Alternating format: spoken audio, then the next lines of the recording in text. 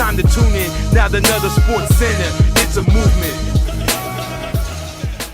Tom Brady made some very interesting comments. Goat talk, son. Very interesting comments about the game of football. Done went soft. What? After you just won a Super Bowl, you said that? Man, Adrian, let me tell you us on what happened. So there's this clip, and forgive me because I want to be able to give credit where credit's due. I don't know exactly where the interview came from because I just happened to catch it scrolling through my Twitter feed, so I didn't watch the entire interview. I just kind of watched the Tom Brady segment of it. So forgive me because I can't give you guys the sources for it, but we'll try to find it so we can plug it in the link down below so you guys can watch it for yourself. I just found it really interesting that Tom Brady, who I consider the greatest of all time at the position of quarterback. I know there's a lot of people that disagree, and y'all feel however you feel on that. The man handed my team 2 L's in the Super Bowl personally, and I'm still a big stan of his. But I found it really interesting that he was talking about how much the game has changed, and that, you know, he's been in the league so long that when he came into the league as a quarterback, there were throws that he was taught that you just don't make. And we're not talking about the unconventional throws that we see players like Patrick Mahomes make with the cross bodies and the no looks and stuff like that. I mean, I think those have always been a no-no, and they're still being taught as a no-no now.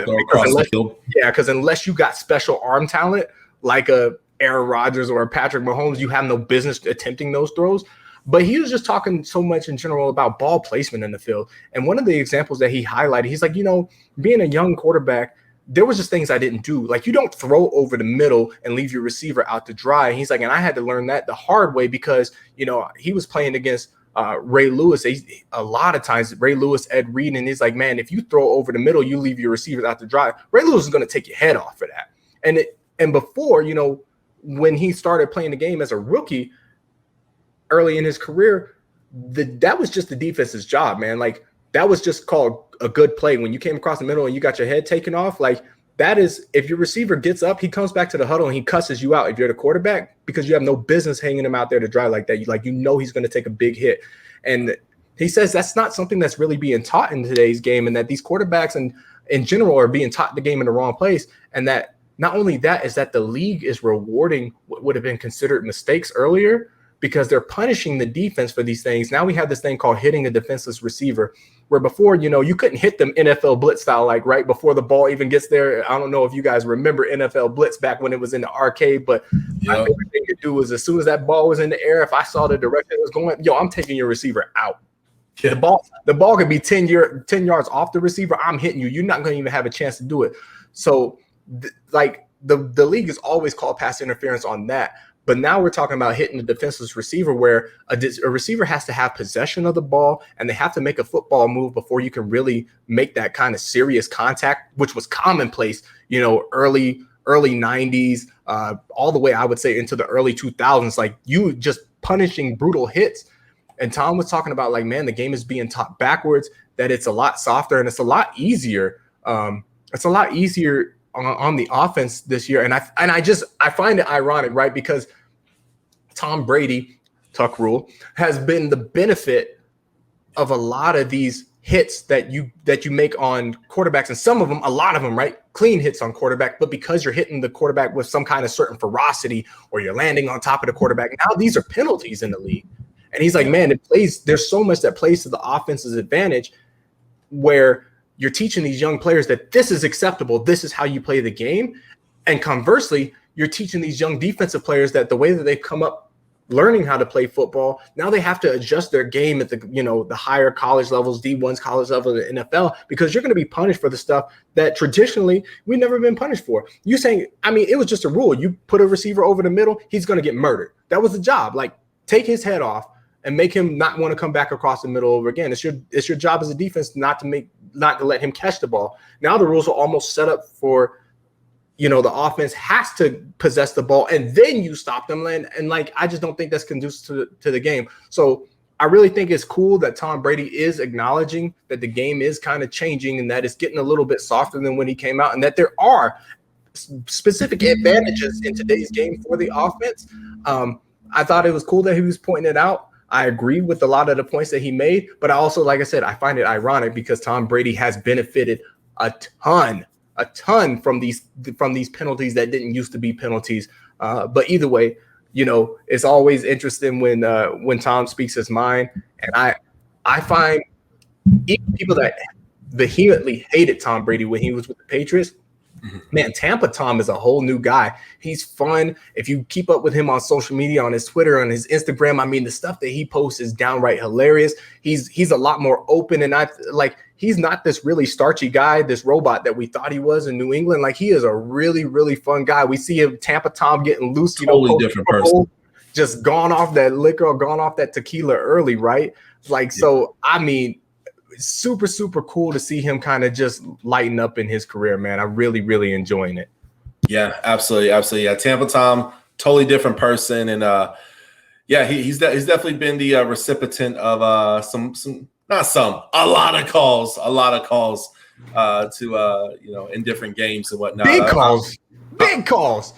We're talking about NFL history changing calls. Oh yeah. Hey man, I call it Tom Brady privilege. If there ever was a definition of privilege in this league, its name is Tom Brady. I respect it, but here's the thing: privilege or no privilege, right? I respect Brady though. I respect Brady because you can't give somebody 7 Super Bowls. You can't give a person as many Super Bowl. Was he on his 10th Super Bowl appearance? I think he was on. Oh yeah. Yeah. You don't. That stuff is not given. I don't care how beneficiary the rules are, stuff like that. Nobody's handing him anything. Anybody who honestly believes that, like, just say that you hate Tom Brady and that that you're a hater. Just be real with yourself. Because I'm telling you, listen to me. I'm a Rams fan. We should have had back-to-back Super Bowls. We should have 2 Lombardi trophies.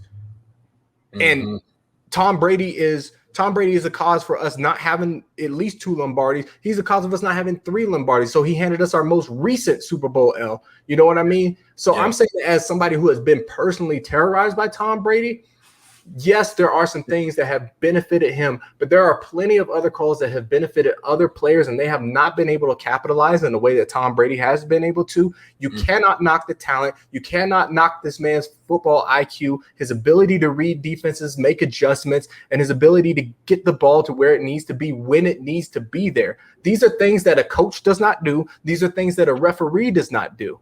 Yeah. So regardless of how you feel about Tom has been playing the game at a very, very high level, an elite level that we're likely never to see again in our lifetime. Yeah. I mean, do you guys understand this guy has more Super Bowl rings than an entire NFL franchise?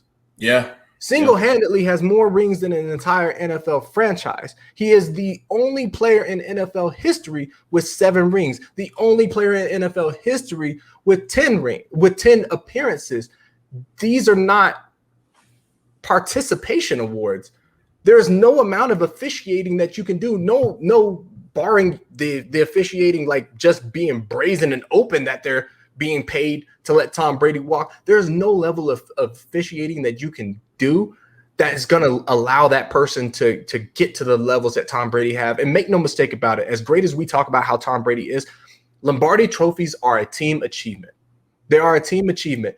Tom Brady is a big cog in that achievement, but everything goes into the coaching, to the defenses, to the players that we don't even remember their names that turned out to be big, down the stretch in the playoffs, to the Gronkowskis, the Randy Mosses, the Aaron Hernandez's, Wes Welkers. I mean, just Corey Dillon's, Chad Johnson, Ocho Cinco over there, like people that you guys don't even remember being on these, famous Patriots teams. There's a lot that goes into it. The offensive linemen who might as well be nameless and faceless. Not saying that they weren't big names, but how many people really know offensive linemen? Not a whole lot of people.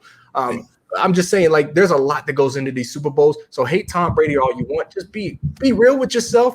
I had to come to Jesus meeting with myself. I can't hate the man. He knows the game too well. He is the GOAT in my opinion. Y'all can argue amongst yourselves in a comment. I won't entertain none of it. Maybe Doug will jump in the chat with you, but it won't be me. yeah, with the Super Bowl, what I mean? I know, like, the team was cheating and this, that, and the third. Yeah, they were. But Tom Brady still had to go out there and do the plays. He still had to go out there. And then you think all the great players who never got a ring, Jim Brown, Tony Gonzalez, Dan Marino. You know what I mean? Before the era of Peyton Manning and Tom Brady, Dan Marino had almost all of the dang record, almost all of them. The only thing he didn't have was a ring, you know? That's what I'm saying, man. And this guy got 10 appearances. Fam, that's insane. It is absolutely insane. And yes, I know they're already typing right now, Doug. I mean, I know we ain't put up the episode yet, but I know they're getting to this part right now and they're typing angry, all caps right now. Patriots are some cheaters, blah, blah, blah, blah, blah. And you hit the nail on the head, man. Yeah. You can cheat, man, but you still got to go out and execute. Still got to go. It's like even with Barry Bonds, different sport, obviously. Yep.